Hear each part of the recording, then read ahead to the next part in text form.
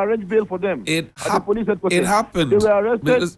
Mr. Tampuli, I'm suggesting to you that it happened. I remember, and I do remember very well, that we were not given access. We were stopped around, what's the name of that place? Afrikiko.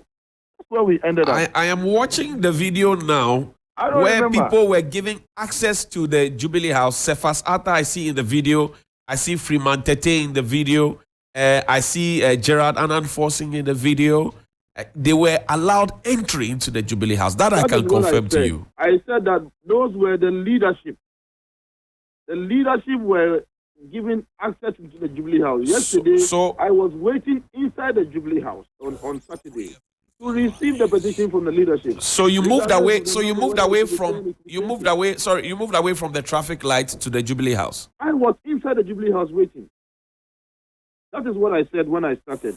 I waited at the traffic light for over 1 hour, about 1 hour, and then I went inside the Jubilee House and waited so that when they come. But how were they supposed to, Counsel, how were they supposed to get to you when they were not being allowed to move beyond the barricade that the police had set? I'm trying to understand. Okay, let me refresh your memory. Okay, so the IGP was present around there. I wasn't there with them. And so it was Dr. Jodaku Fudampare, the IGP, who was negotiating with them to get their leadership to be escorted to the Jubilee House to come and present the petition. And they insisted that they want every demonstrator to come to the Jubilee House to come and present the petition.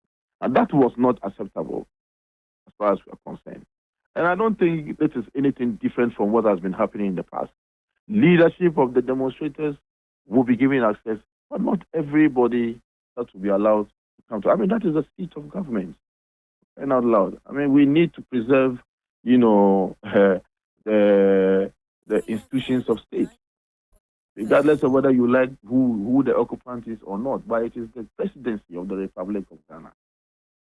The national youth organizer of your party has had cause to write a 2-page press release suggesting that they do not see any tangible reason for this demonstration because the government is working.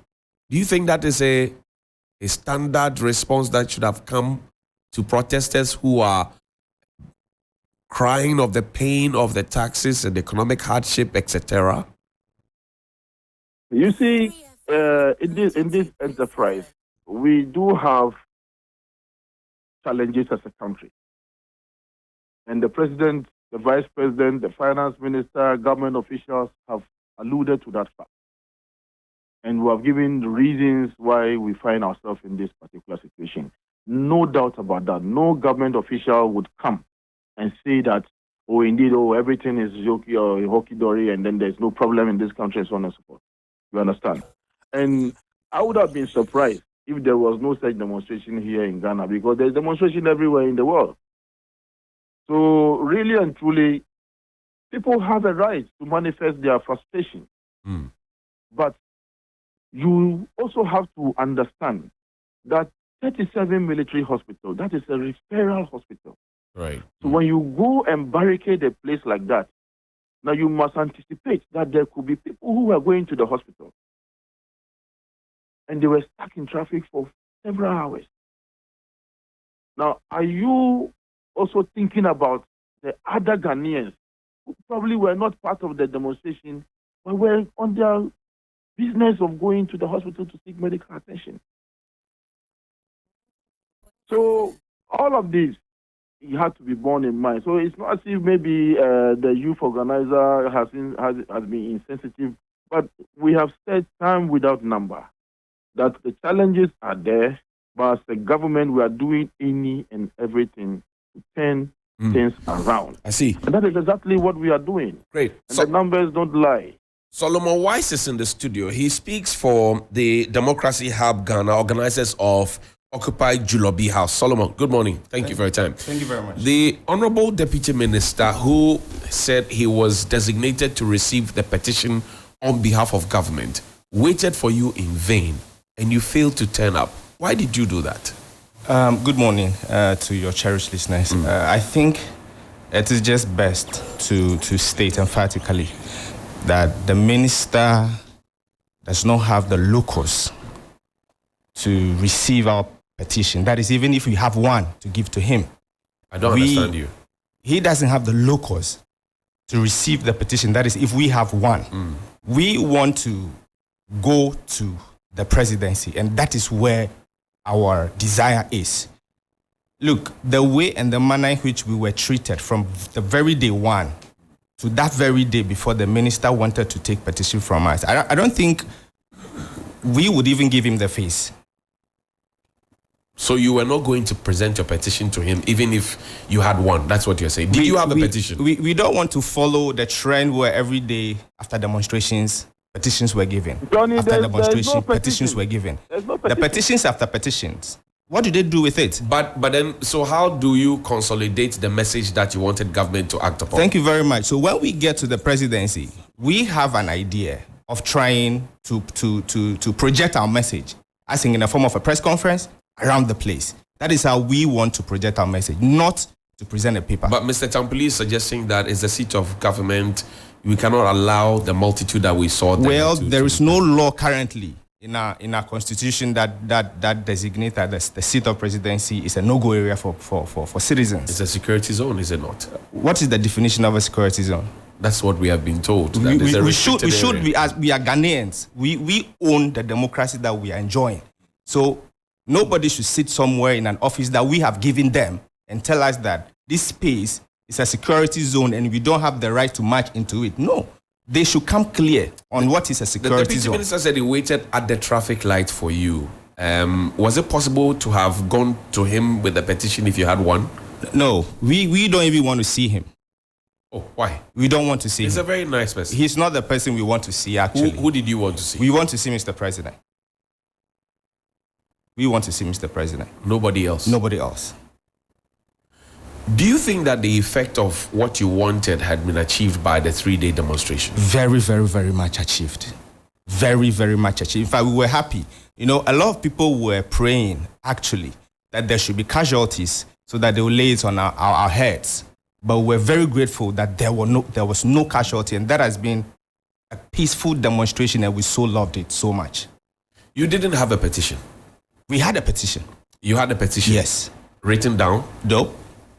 You were going to... We had a petition. You were going to say it? But we had a petition. What were you going to say if you met the president? Really, our demands are so many. But let me give you two. First of all, we want Mr. President to step down. We want Mr. President and the Vice President to step. That is our first agenda. And why is that? Because Mr. President, for so many years now, he's ruled this country. And very recently, he told us that he has no ideas on how to rule the country again, that he has checked out of the presidency, and that he is waiting for the next leader to take us out of the wood. That tells you that, excuse me to say without apologies to the presidency, it is an office that we all cherish. That is the seat of government. But to the person that occupied that office is telling us that he is lost of ideas to govern this nation. That is so disappointing. So we just want to help him. Since he said that he's no more in charge of the presidency, we want to help him to come out of the presidency. What will be the second reason? The second reason is that we want adoption of a new constitution, because this is the reason why we are all in this mess. We want an adoption and a promulgation of a new constitution altogether for a new generation. We have tolerated this. We see this constitution as a transitional instrument, which was meant in a way to protect a government that was coming from a military regime to a democratic regime. It was kind of afraid that probably if the democratic regime comes, there will be a lot of persecutions. So a lot of powers was given to the president alone, which is not helping us. I know you have to go to TV, but Mr. Tampuli, you've heard him. So this would have formed part of the petition that you were supposed to have received. Do you have a response to them? Yes, thank you very much. I think so be very, very overzealous. I can appreciate where he's coming from. You know, sometimes when you don't understand the issue, that's how you speak. And then when you don't even understand the issues, you think a deputy minister is not a member of government, is a nobody.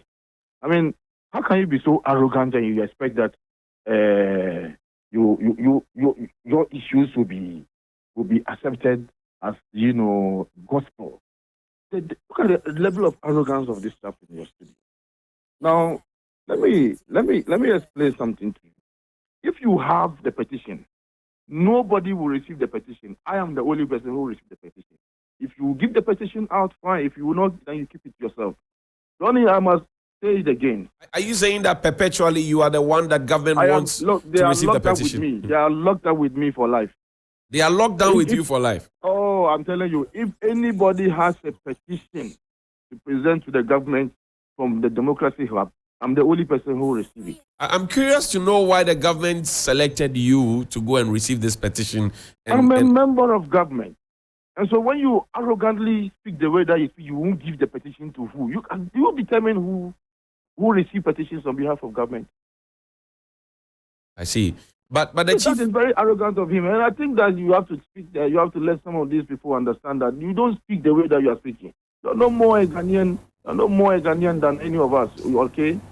So what is it that you want?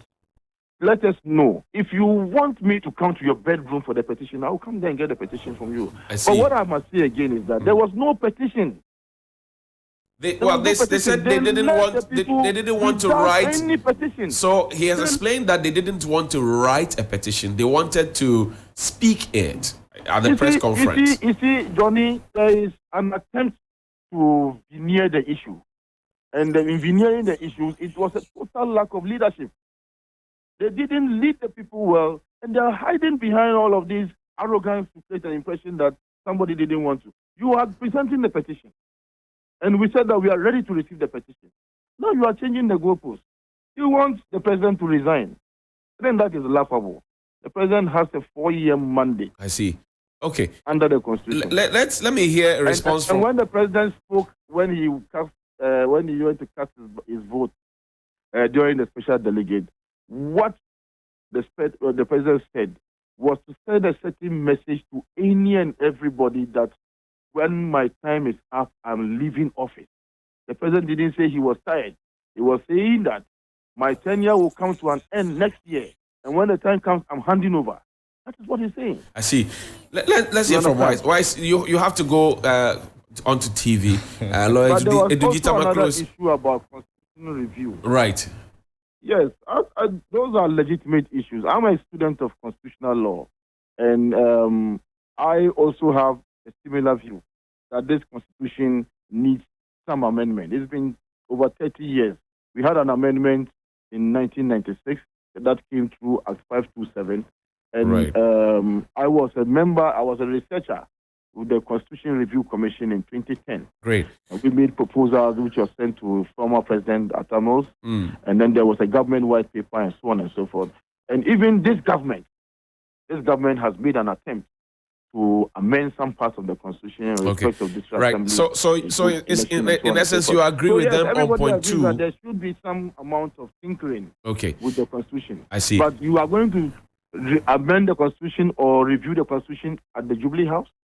Is that what is done? Okay. It's a very elaborate process. I hear you. Hold the line for me. Eduji Tamaklo is also here. He's expressed interest in the conversation, but Wise has to leave us and go on to TV. Wise, you heard the Deputy Minister. You are stuck with him. He is the one to receive your petition. You have no one else to receive it, and you better stop being arrogant. I think respectfully, we didn't elect the gentleman who is speaking. We didn't elect him. The person that we voted for is the President of the Republic of Ghana. And we have every right as citizens, bona fide citizens of this country, to see Mr. President. If he's the only one, then I repeat that we do not have his time. Again, we are not arrogant, okay? The last thing I would like to say before I leave the studio is that, look, we believe that the political high offices of our land are very burdensome. And that is why at every point in time, there are rules and regulations that has to guide the offices to work perfectly. Okay, so we are begging our old men and women who are at the helm of affairs that if they know that they cannot be held accountable or liable for their mismanagement, then they had no business going to those offices. They have no business going to those offices. Exactly.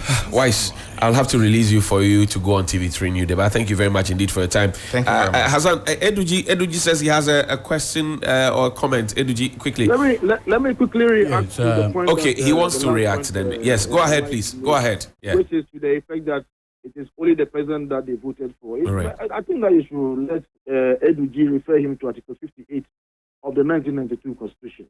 It says, and I don't have my Constitution here, and it says that the president wields executive powers, and he would do so either directly or officers that he would designate from time to time to do so on his behalf. That is the Constitution of the Republic of Ghana. So how can you come and sit down and you pick and choose what you think should be what the Constitution but we're even talking about Constitution. You don't even know what is in the Constitution. But is it wrong, counsel, for demonstrators or protesters to want to see their president and hand him a petition? Is it wrong? Which president receives petition anywhere in this world? Johnny, just give me one example. Anywhere in the world where a president goes to receive petition. Just one example.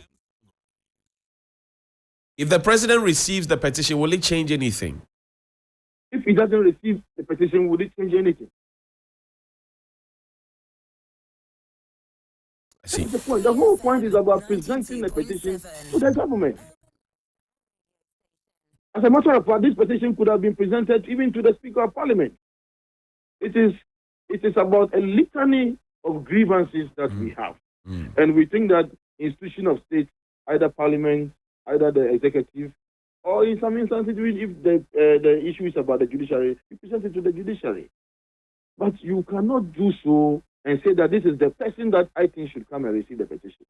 That, I think, is not something that should be counted. I see. Eduji, so your colleague lawyer is on the phone. Malene Senior on the line. Yeah, he's on the line. Use your headphone, please. Okay. And then you can hear him. Great. Yes. I strongly believe that the whole administration didn't handle this demonstration with the necessary tact that is required. And the government is absolutely at sea as to the happenings in the country. This government has completely lost the plots. My senior, Hassan, I recall our conversation when they were in opposition. The lofty ideas, the lofty promises, the promise to make Ghana better, the promise to transform this country in 18 months, the promise to fight corruption, the promise to improve the economic well-being of the people of this country, the promise to make health delivery better. Today, it has been a spectacular failure. And it requires humility from duty bearers to say that, yes, this is what we wanted to do. Our incompetence, our lack of ideas as to how to manage the affairs of this country had put all of us in this quagmire. And like the gentleman stated earlier, as for the president, Mr. Akufo-Addo, he's checked out. The country is on autopilot. Hassan Tampuli disagrees with you that Look, you are quoting the president out of context. Respectfully, Mr. Akufo-Addo has checked out.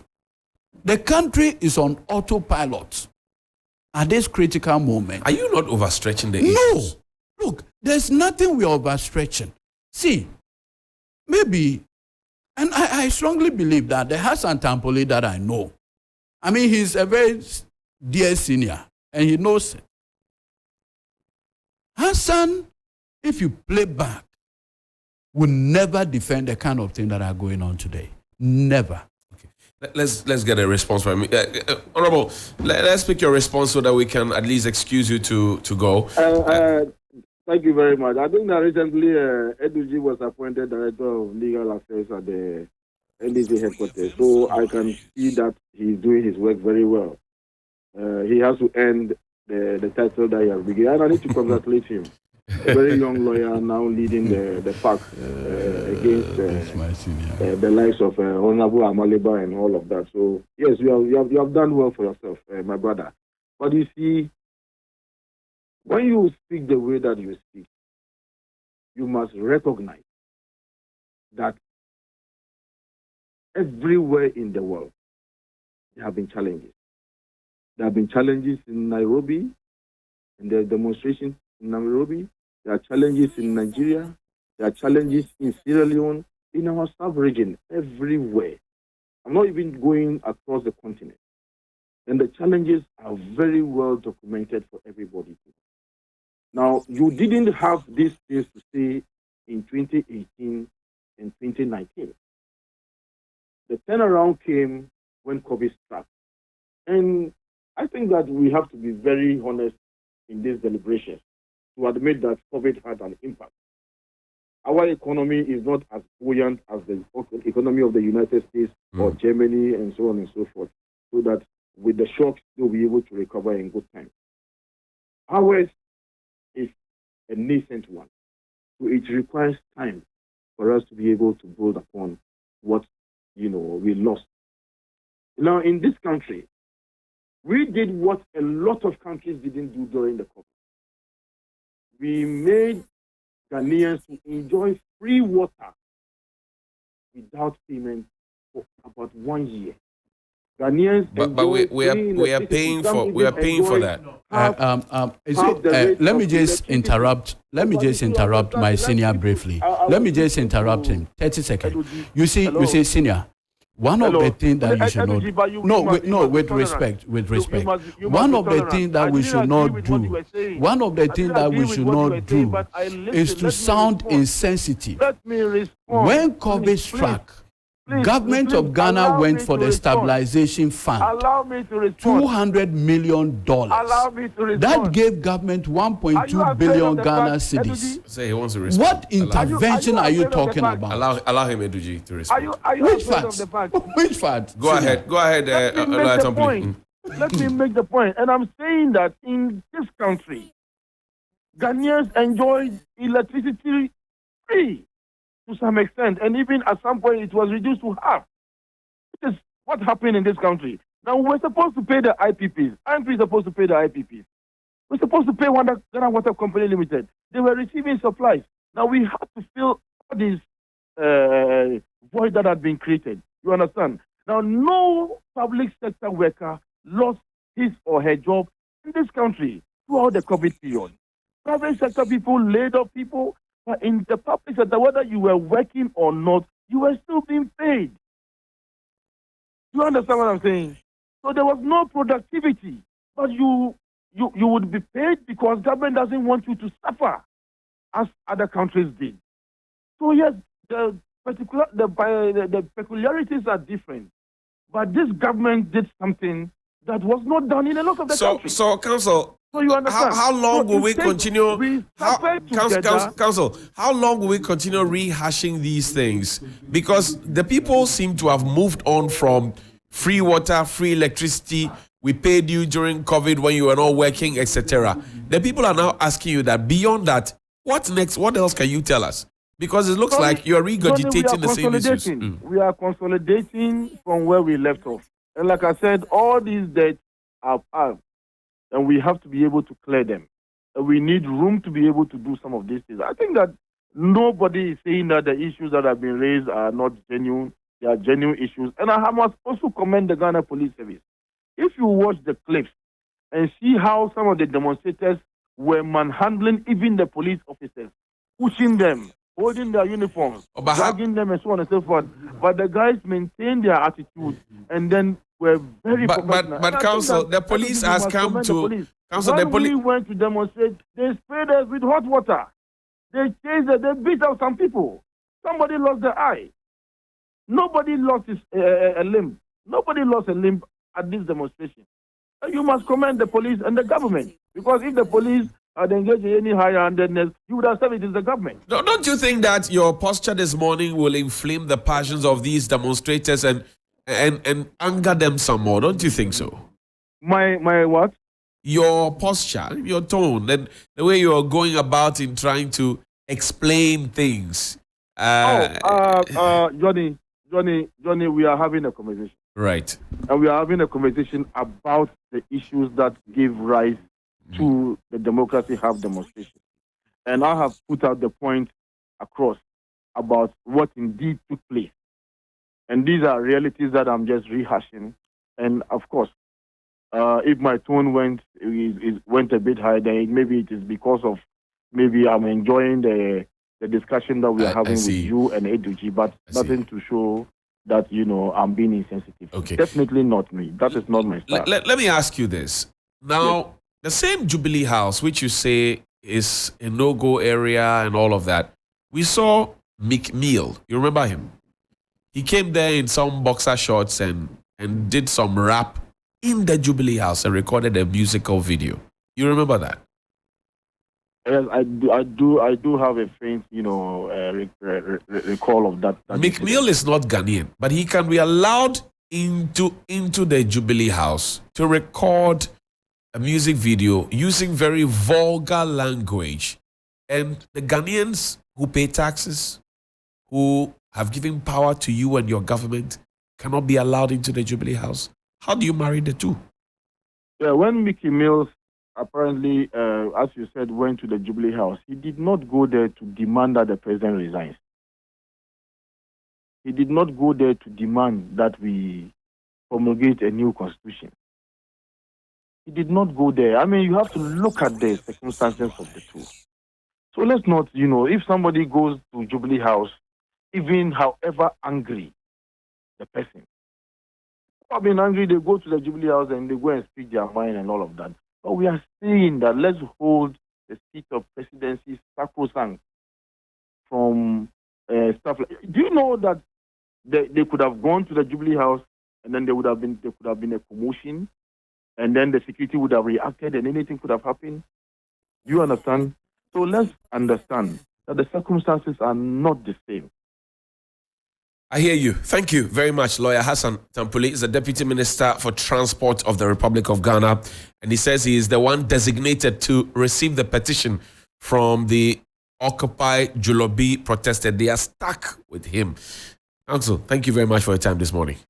Very grateful. Thank you very much. And we'll take a break. When we return, You see, it's regrettable. It's regrettable, the posturing. Can you imagine? Take your time. Listen, can you imagine? Can you imagine for a minute that the chief of staff, even asking one of the deputy chief of staff to go and meet these protesters? You see the credibility that it brings to the government itself. Because already, the police messed up on the first day. So what you do is that you strategize. Look, when the Occupy Ghana people protested in 2014, 2015. Right. Look, they came as close as Afrikiko. In fact, they were in front of the former French embassy here. That is what I'm saying, Afrikiko. Directly opposite. Afrikiko is foul. I'm talking about the French embassy. Very well. Closer to Yes. TV3. Yes.